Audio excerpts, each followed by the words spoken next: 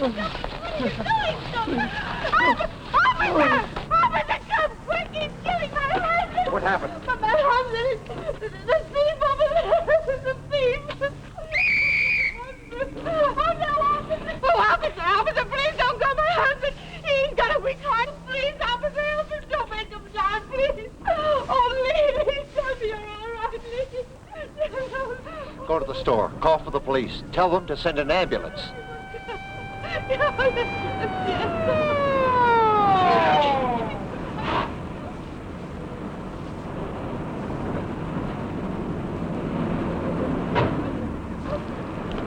Old man attacked. Hurt bad. Yeah, fourth mugging around here this month.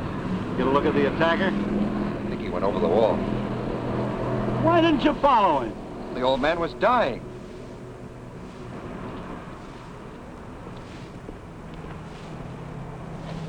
You all right? I think so. See who did it? Yes. Young, black jacket, stole wallet, $21. Huh.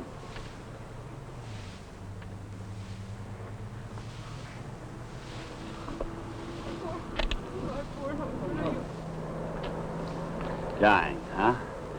It looked all right to me. How come you let the kid get away? The old man needed help. The only one you helped was that punk. You gave him a hunting license to hit a game. Don't think you're getting away with this, Wade. You're going to answer for it.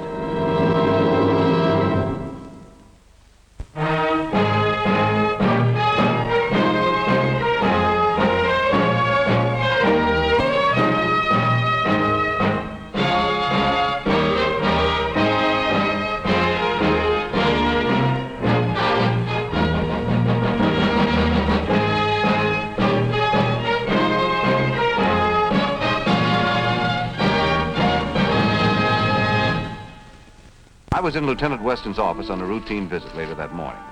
Weston promised me some papers on a parole case, but he was having trouble finding them. John, I suggest you report this to the Bureau of Missing Papers. Save the punchlines for the courtroom, Herb. You'll fracture the jury. Excuse me, Lieutenant. I'll go quietly. Oh, Herb. Oh, I'm sorry. I didn't mean it that way. It's just that I've been stuck with a dirty job. Excuse me. Weston. Yes, send them in. You are busy. I'll go. No, Herb, I need your opinion. A legal problem? No, let's just say it's a matter of justice. Come in. Sergeant McAvoy, Patrolman Wade. This is Mr. Maris. He's a friend of mine. Mac, Inspector Malone sent me your report on Wade. He asked me to look into it. Hope you're going to do more than that. These are very serious charges. It was a dereliction of duty. Maybe I ought to put it another way. He was just plain yellow. He's had a good record up until now. I know his record. #1 student at the academy, recommended by you for detective training. Larry, have you seen this? Yes, sir. But it's not true. Thief got away, didn't he? Mr. Voltari was in a state of shock. He looked all right to me. He was shivering in a cold sweat. His pulse was weak. What makes you a medical expert? I took the first aid course at the academy, Sergeant. Mr. Voltari recovered because I gave him prompt treatment. Your job was not to play doctor. Mrs. Voltari could have taken care of her husband. She was hysterical, in no condition to help anyone, not even herself. Lieutenant, the assailant had disappeared. Wasn't it my duty to save the victim's life? Larry, you listen to me. It was your duty to make a wise decision. But according to the report, you exercised poor judgment. But I didn't. Supposing Mr. Volteri had died in spite of your first aid, then what would you have had? But he lived. That's not the point. That kid couldn't have gotten far by the time you got to the alley. There is a possibility you could have caught him, but evidently that didn't occur to you. I'm sorry, Larry, but this isn't going to help your chances to become a detective. He should be suspended. Just because he's a smart aleck college boy, there's no reason you should whitewash him. Mac, I want to talk with Mrs. Volteri and any other witnesses you can dig up. You're going to let him go with a slap on the wrist? This is for the inspector to decide. Larry was off duty on the way home from an 8-hour shift to the waterfront. This wasn't even his beat. His job is to be a policeman 24 hours a day. Instead, he acted like a frightened schoolboy.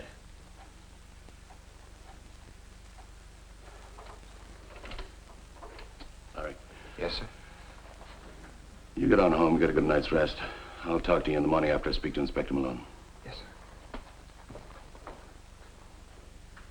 All right, Mac, that's all.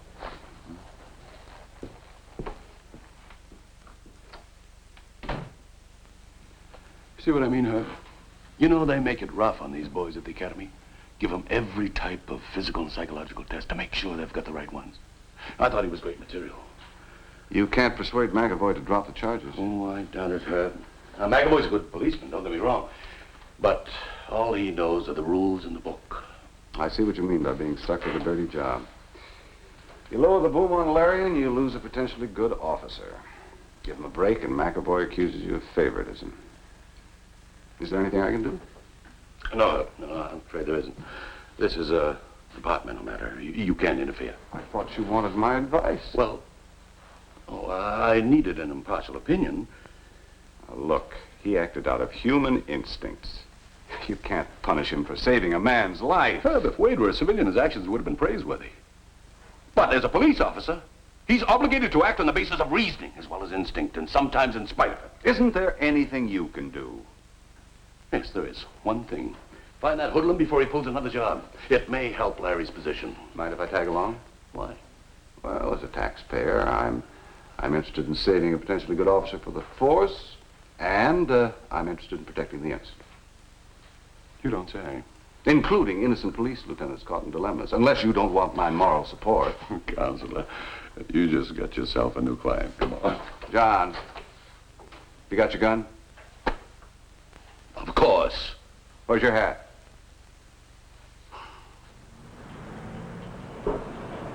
Well, when Larry Wade was 12, his father died. Came in here for a job, helped support his mother and his kid brother Pete. Worked through high school and college. Did anyone help the family? The mother worked nights as a waitress. All Larry thought of was his family and becoming a policeman. People around here thought a lot of him. Well, this is a poor neighborhood. Kids don't have many advantages. A lot of them turn bad. Lieutenant Weston will tell you. Highest juvenile delinquency rate in the city, Herb, right here. So when Larry Wade not only stays straight, but becomes an officer, well, that's something to cheer about. Oh, Mrs. Volteri! Ah, hello.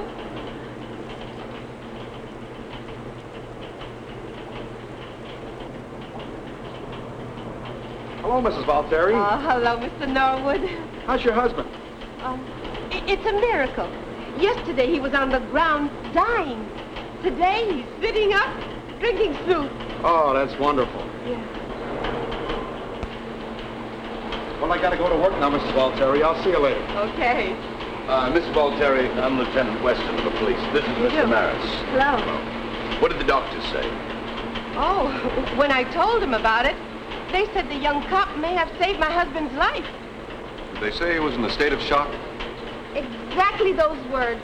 Oh, mister, you should give that young fella a medal. Miss Volteri, would you come down to headquarters and tell this to Inspector Malone? Why, sure, anything to help. Well, you can help, Miss Volteri. I have a police officer outside. He's a sketch artist. I'd like you to give him a complete description of the criminal. Then we can make a composite, and the sooner we get one out, the sooner we'll find him. Oh, I got a good look at him. Till the day I die, I'll never forget that face.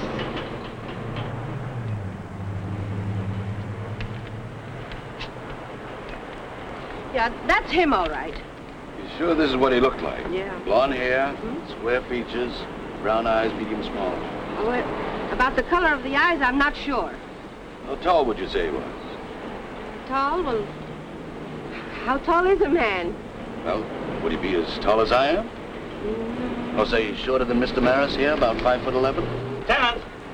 Mrs. Volteri? Hello. Hey, I found a truck driver who unloaded concrete up here this morning about 8:30. I saw a kid in a black jacket hightailing it over a fence. This the kid? Yeah. Oh. Carl! Come here! No, Lieutenant. I've seen this kid around here on a motorcycle. Hi, Mac. Carl, take a look at that sketch. I can't believe it. I just can't. Who is he? This is terrible. Terrible. Just about kill his mother. All right, Cal, tell me who he is. Peter Wade. Larry's kid Are brother. you sure? Yep. Mother bought him a motorcycle a couple of months ago for a job delivering blueprints. Only lasted a week. Maybe he needed money to show off the girls. He's that kind of boy. Could be that Larry deliberately let his brother escape. It could be there's another kid that looks like Peter Wade. Carl, do you think that Pete Wade is capable of this crime? Well, he's never been a steady kid. Not at all like Larry. You mean this thief is the brother of the officer? And you wanted me to go downtown and help him? You're going to do something about this. I hope you must. This is terrible. Don't you worry, Miss Volteri. We're going to do something about it. Herb, back. Thanks, Carl. This is just terrible.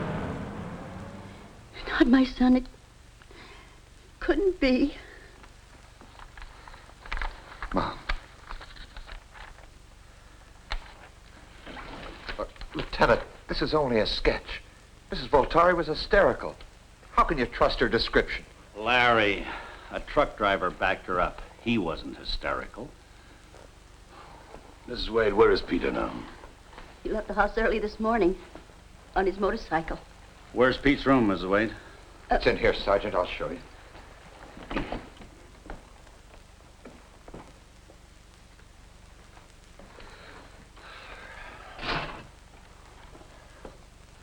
His suitcase and his clothes are gone, sir. What more proof do you want, Lieutenant? Larry, why did you let him get away? I didn't. Lieutenant, you can't think that about Larry. Mrs. Wade, Lieutenant Weston will see that Larry gets a fair hearing. Mrs. Wade, Larry has made a lot of sacrifices for you. Don't you think he'd look the other way to spare you grief and his brother a prison term? No. Larry took the oath of a police officer. I know my boy, Lieutenant. He wouldn't break his word. Mrs. Wade, I'm afraid there's a lot you don't know about your boys. Either one. Lieutenant Weston, you're judging me by circumstantial evidence. That's unfair. Don't you call me unfair. I've leaned over backwards to give you every break. When a police officer commits a crime, he blackens the name of all of his fellow officers. Sergeant, place him under arrest. On what charge? Accessory to his brother's crime, after the fact. Withholding information and obstructing justice. Okay, Professor. Hand over your gun and your badge. You still interested in my opinion, John? I think I know what your opinion is, but the facts speak for themselves. Hope they throw the book at him. Make an example in front of the whole department. This is no longer a case of departmental discipline. It's a matter of justice.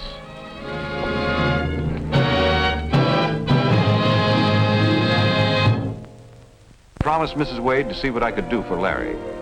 But at this point, I wasn't sure I could do anything. The circumstantial evidence against him was overwhelming. But Mrs. Voltari was an eyewitness. Didn't she tell them what happened? Yesterday, she was grateful to you. Today, she regards you as a criminal. A little coaching from Sergeant McAvoy. Mr. Maris, why does he hate me? Hate isn't the word. He fears you. You're the new generation. You take college courses, become a detective, an ambition he hasn't achieved in 25 years. I'll never become a detective. I'm off the force for good. I know that. All night long, I've been searching inside myself. And I found one thing I can't run away from.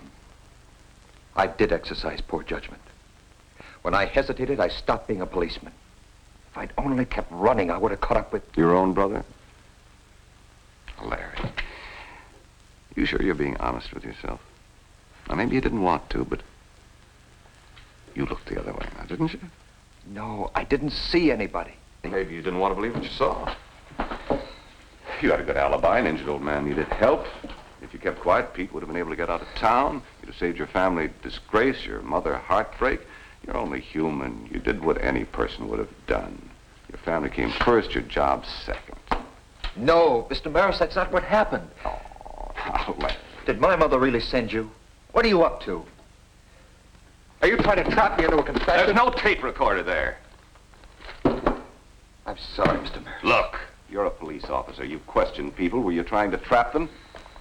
I'm not trying to condemn you or frame you. I'm just trying to establish the facts to see whether or not you're innocent or guilty. Now, you've got two alternatives. Answer the questions or volunteer the information. Come on. I'm not being much help to anybody, myself or Pete.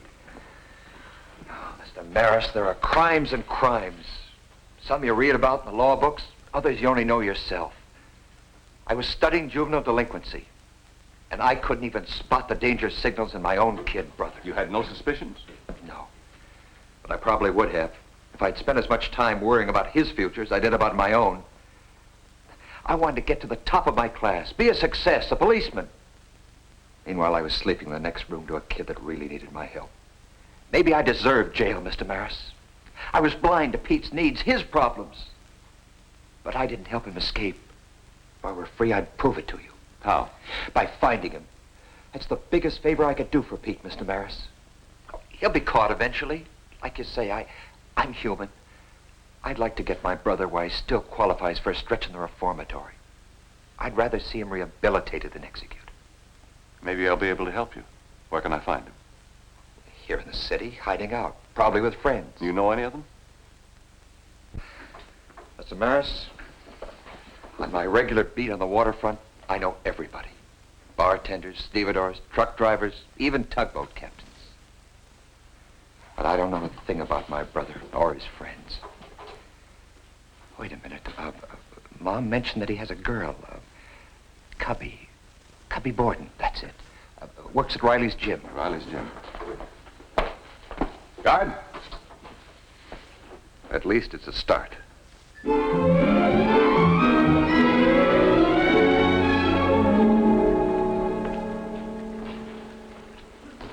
Excuse me, are you Cubby Borden? Yes. Well, my name is Maris, Herbert Maris. Hi. Hi. What can I do for you? I'm looking for Pete Wade.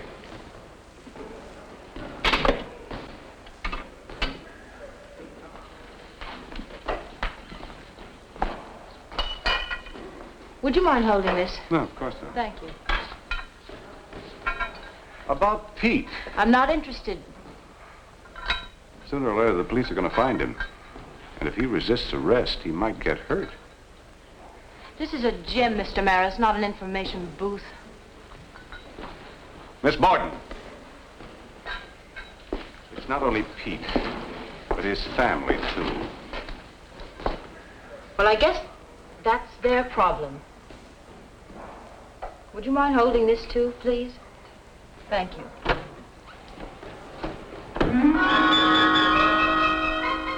Herbert Maris, counselor at law.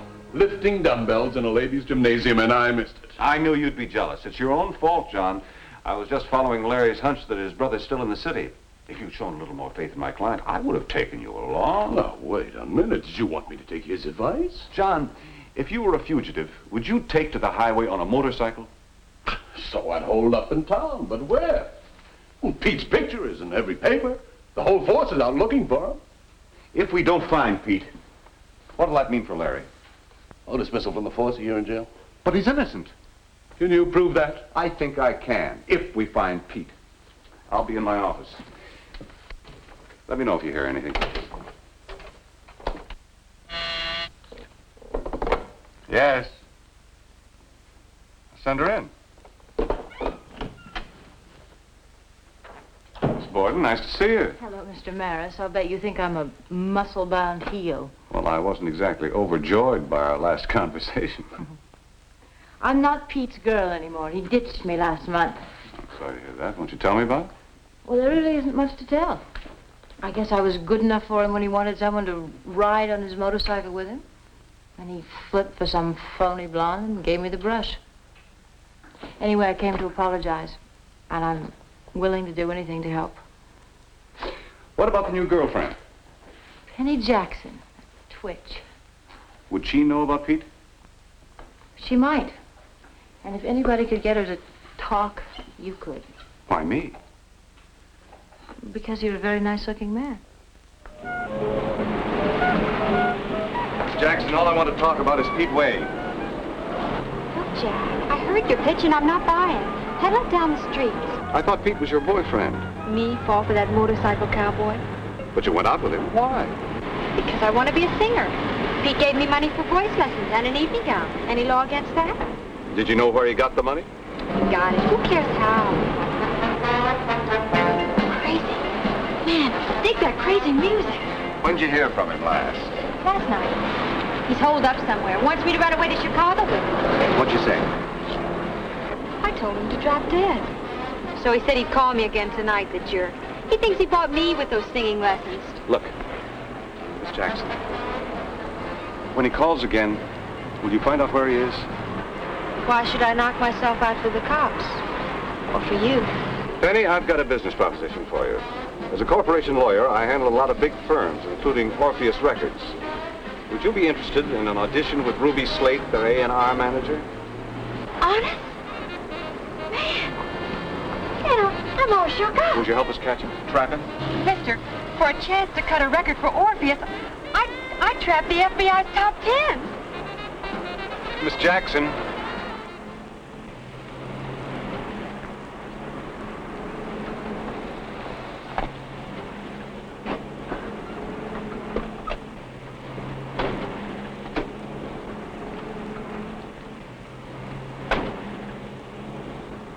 I got your message. Have you heard from him?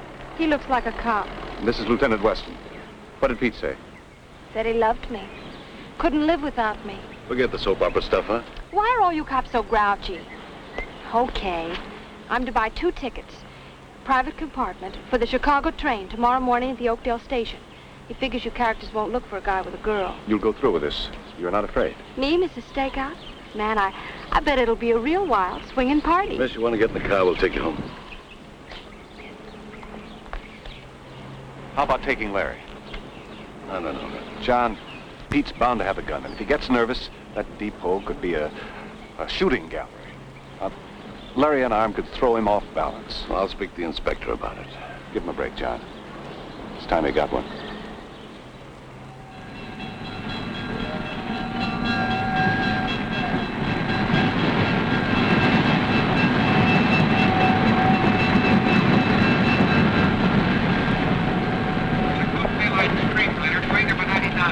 Downloading on track 1. No visitors, please.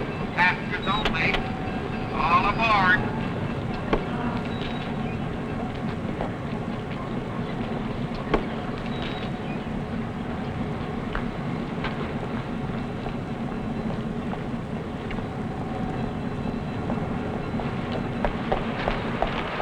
You get the tickets? Of course, I told you I would. My wallet, I left it at the ticket counter. I'll be right back. Wait, the train. But my wallet, I gotta go get my wallet. Pete! So, Hand it over, Pete. she double-crossed me, huh? Well, you're not gonna take me, Larry. Nobody is. I don't have a gun, Pete. I don't want anyone to get hurt. Well, that's just your top luck. You can't get away. Don't start giving me advice now, big brother. I can take care of myself without any help from you.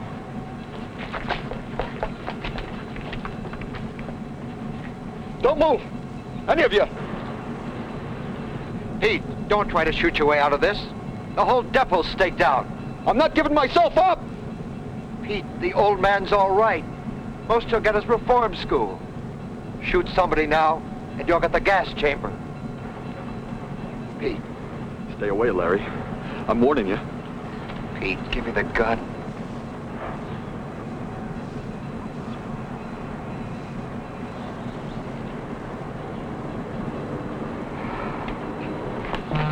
Turn around. All right, let's go. Wait a minute.